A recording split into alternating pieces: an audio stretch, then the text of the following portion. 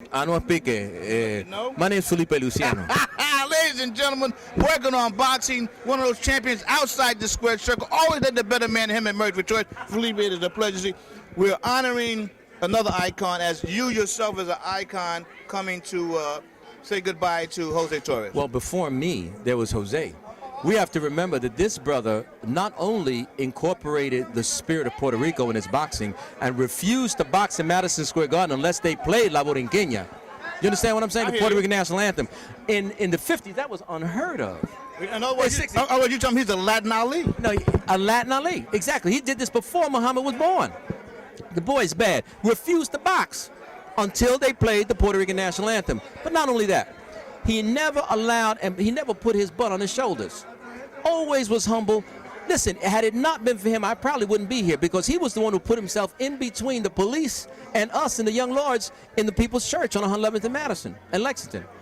You got to understand, it's difficult to be philanthropic when you're making money. Now, you know how black folks get. You know how stupid we get. We make some money, and all of a sudden, we become Episcopalian. Yes, we do. We don't move out the neighborhood. No, not only that, we get Episcopalian. We don't want to praise Jesus. We don't want to swear, ow, Jesus! We don't want to plead the blood on people. We get Episcopalian. Some of us turn damn near Catholic. And he stayed who he was. He stayed, and that's a difficult thing to do. He always said hello, always helped me with my writing. I'm a writer today because of Jose. He introduced me to Norman Mailer, Pete Hamill, and Norman Mailer. Who was the guy who played Bud Schulberg? Bud Schulberg. He was the guy who introduced, but he also introduced me to the guy who played, he was a paper lion. The guy who did George Plimpton. George Plimpton.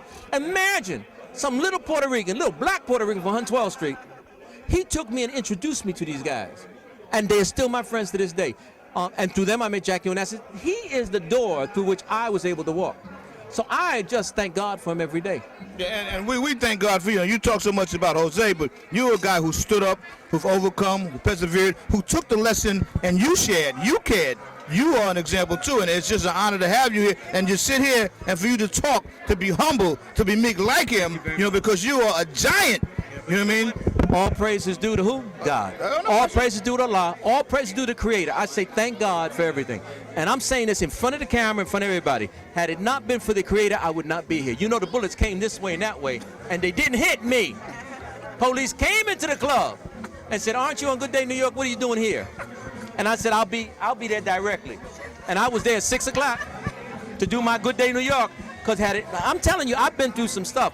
But I thank God. Let me first of all thank God for black men. Let me thank God for Puerto Rican men. Let me thank God for black women. Let me thank God for Puerto Rican women. Because this is what's happening. We got to stop the gender war, y'all.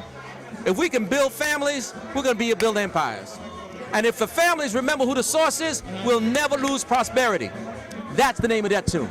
There's no more need to be said. Doc Stanley working on boxing, a legend, an icon, and now I'm going to leave because the Latin side of Felipe Luciano is coming up.